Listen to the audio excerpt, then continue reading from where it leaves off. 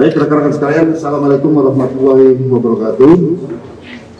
Pada kesempatan sore hari ini, kami dari Direktorat Kriminal Umum Polda Metro Jaya, saat ini kami didampingi Dr. Nathanael dari Psikologi Forensik. Kita akan memberikan update ataupun perkembangan proses penyelidikan terkait dengan meninggalnya atau ditemukannya 4 jenazah di perumahan Kalideres. Rekan-rekan sekalian, perlu sebelum kami mulai rilis ini, untuk menghindari adanya misinformasi dan disinformasi, kami perlu adanya press release itu yang sifatnya adalah belum merupakan suatu kesimpulan. Jadi sifatnya perkembangan. Jadi tolong jangan terjadi lagi misinformasi lagi. Ini belum merupakan suatu kesimpulan, tapi perkembangan proses penyelidikan yang tetap intensif kami laksanakan dan dilaksanakan secara berkesinambungan. Rekan-rekan sekalian, sebagaimana yang kami sampaikan beberapa waktu yang lalu, dalam proses penyelidikan ini kami menggunakan metode scientific crime investigation serta interkolaborasi profesi. Kami didampingi dari berbagai ahli. Yang pertama dari melibatkan Asosiasi Psikologi Forensik yang melaksanakan autopsi psikologi. Salah satunya beliau yang ada di sini. Dan juga kami melibatkan kedokteran forensik dan laboratorium forensik serta digital forensik. Rekan-rekan sekalian, pada kesempatan ini kami akan sampaikan perkembangan penyelidikan, di mana dari salah satu metode penyelidikan kami yang bersinergi satu sama lain, di mana dari proses digital forensik kami temukan fakta bahwa para penghuni rumah ini sangat jarang berkomunikasi dengan pihak luar. Ini sangat jarang. Namun dari hasil penyelidikan kami menemukan beberapa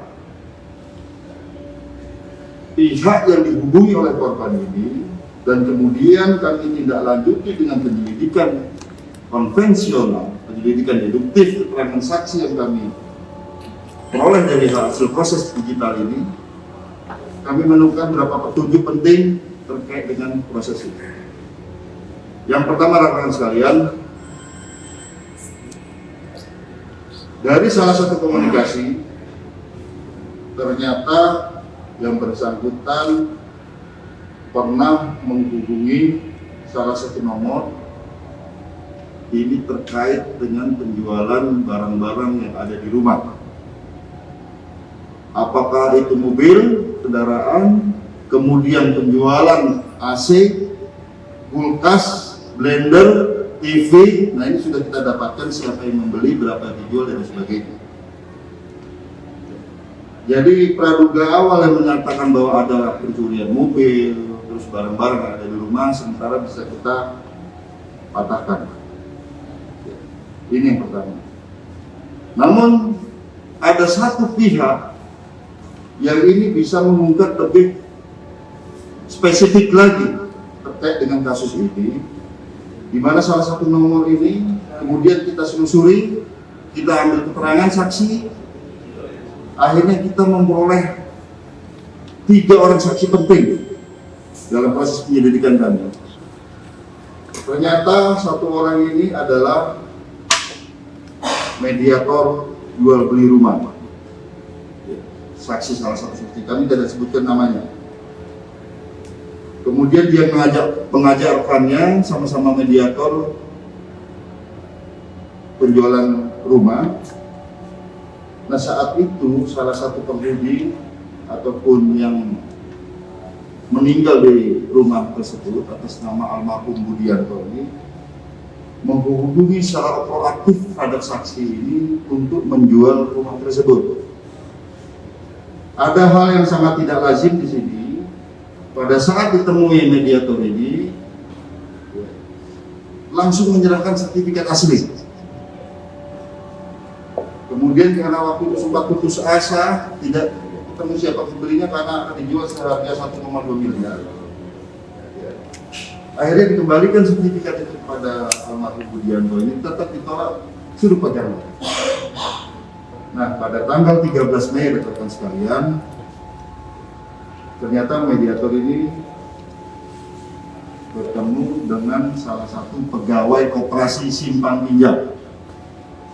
Oleh karenanya diniatkan untuk digadaikan sertifikat rumah ini. Nah, pada saat itu pegawai koperasi simpan pinjam ini tertarik mengingat lokasi perumahan ini memiliki NJOP yang tinggi, sedangkan pembayaran untuk simpan pinjam itu maksimal 50% dari NJOP, baik rumah maupun tanah. Pada saat 5 orang datang di seputaran rumah, 2 mediator, 1 dari petugas ataupun pegawai koperasi simpan pinjam ini datang ke depan rumah, kemudian sama-sama masuk ke dalam rumah yang menjadi TKP. Pada saat itu diterima oleh almarhum Budianto. Begitu membuka gerbang, langsung terasa bau busuk yang luar biasa pada bulan Mei, 13 Mei. Ditanyakan kepada pihak rumah, kok bau seperti ini? Dijawab bahwa ini got yang lupa diisi. Kemudian masuk ke dalam rumah, kemudian diminta perlihatkan sertifikatnya. Ternyata sertifikat ini atas nama almarhum Mah Reni, Nyonya Reni Margareta, ibu dari dia. Kemudian ditanyakan, Ibu Reni ada di mana? Sedang tidur di dalam. Kemudian pegawai koperasi simpan pinjam ini mengajak diantarkan untuk masuk ke dalam kamar. Begitu pintu kamar dibuka, pegawai ini masuk menyeruak bau yang lebih busuk. Di mana ibunya? Ibu lagi tidur, tapi jangan hidupkan lampu. Karena ibu saya sensitif terhadap cahaya, kata anak atas nama dia yang turut meninggal di TKP. Pada saat dibangunkan untuk mengecek sertifikat ini, dipegang-pegang, ini agak gembur, agak curiga. Tanpa pengetahuan dia, salah satu korban, pegawai koperasi simpan pinjam ini menghidupkan flash HP-nya.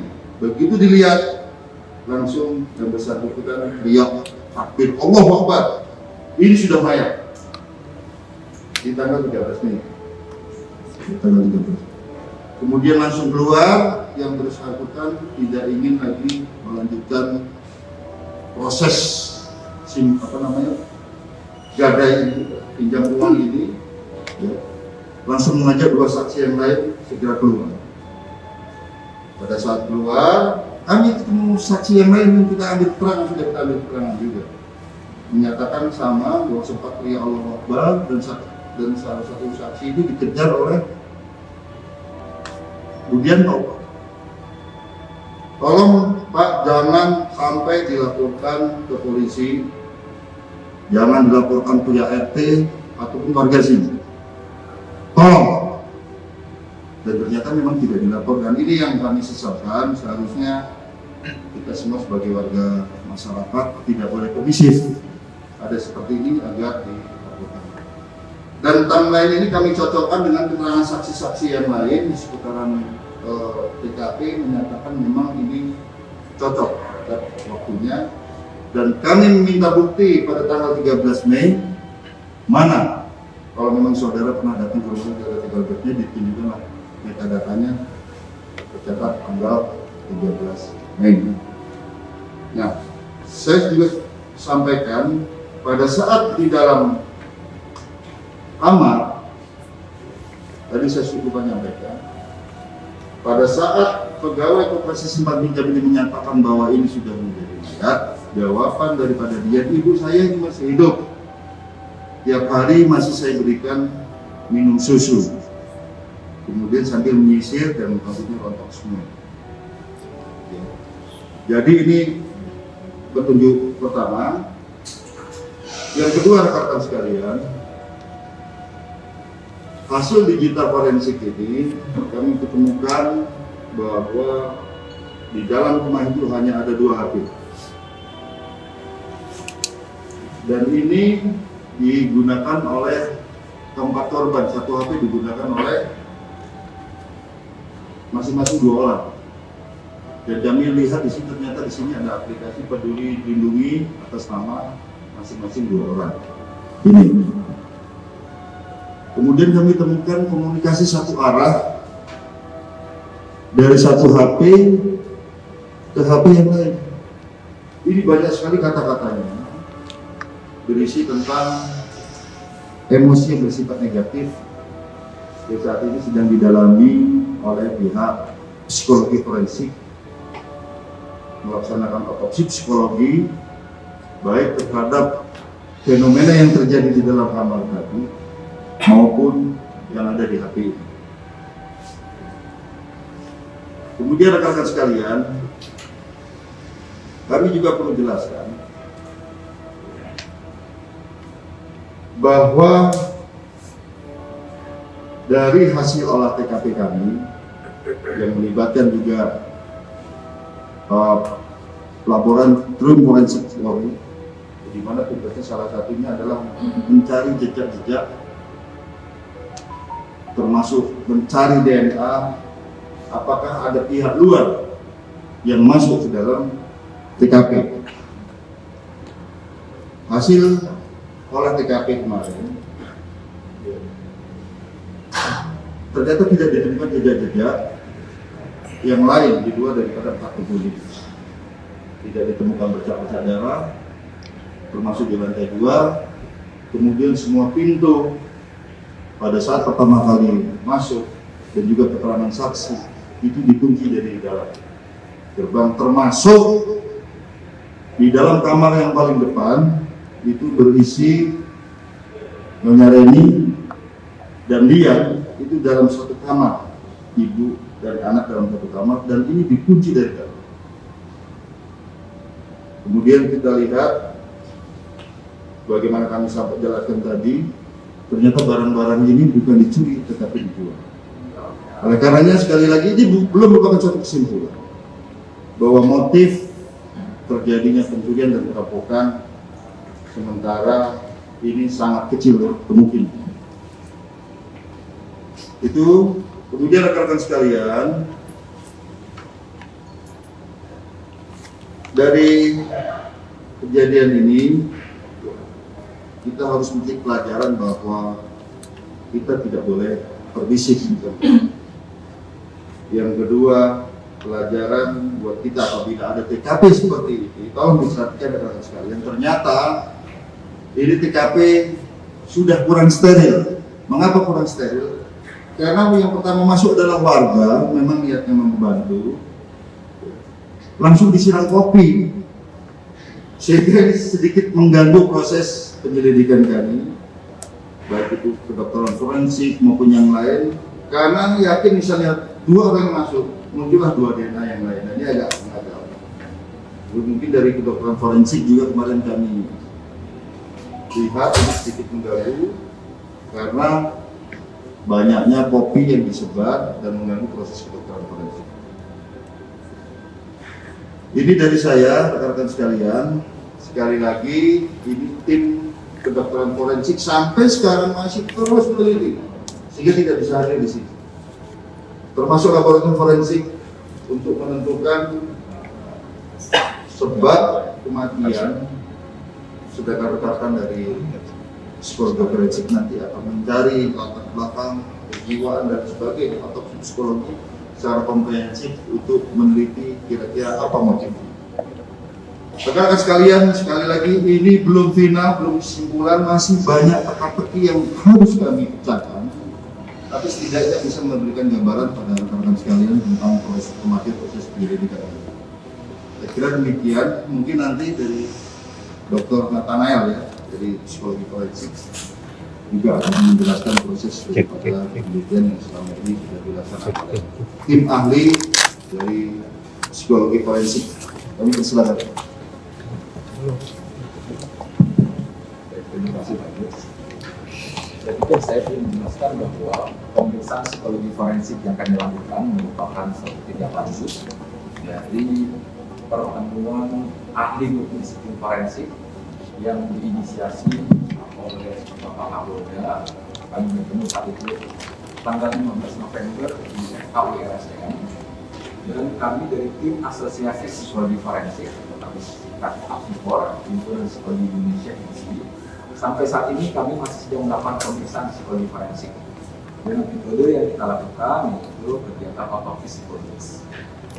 Kegiatan otopsi psikologis ini tujuannya adalah kami ingin mengidentifikasi profil psikologis dari anggota keluarga yang ada di TKP tersebut. Bagaimana interaksi mereka satu sama lain, termasuk juga interaksi dengan warga masyarakat sekitar atau anggota keluarga besar yang mengenal mereka. Kami juga mencoba untuk mengenali apa ciri psikologisnya, karakter khas dari masing-masing anggota keluarga tersebut, pola tingkah lakunya, karena ini menjadi data yang penting untuk kita memahami mengenai kasus ini. Nah, pemeriksaan psikologi forensik dengan metode otopsi psikologis ini dilakukan multi tools, multi method. Artinya apa? Yang kami lakukan adalah berbagai data, informasi yang relevan kami kumpulkan dari berbagai narasumber, dan juga dengan menggunakan berbagai teknik. Ya, misalnya kami melakukan wawancara dan observasi terhadap anggota keluarga yang masih hidup dari para keluarga yang ada di Kalinas tersebut. Lalu kami juga melakukan analisis TKP. Kami mencoba untuk mengkaji barang-barang yang ada di rumah tersebut, lalu kemudian misalnya buku-buku yang ada di tempat, ya, dokumen-dokumen mengenai tempat anggota keluarga tersebut untuk memahami, mendapatkan gambaran besar mengenai profil psikologis anggota keluarga tersebut. Dan sampai saat ini kami masih sedang terus melakukan pemeriksaan, pendalaman terhadap data yang sudah ada, berbagai petunjuk dan informasi sudah diperoleh nantinya tetap terus didalami untuk pada akhirnya kita sampai kepada kesimpulan yang memadai tentang motif psikologis dalam kasus ini. Oleh karena itu kami mengharapkan dukungan dari semua pihak terhadap pemeriksaan psikologi forensik atau psikologis yang saat ini sedang berlangsung.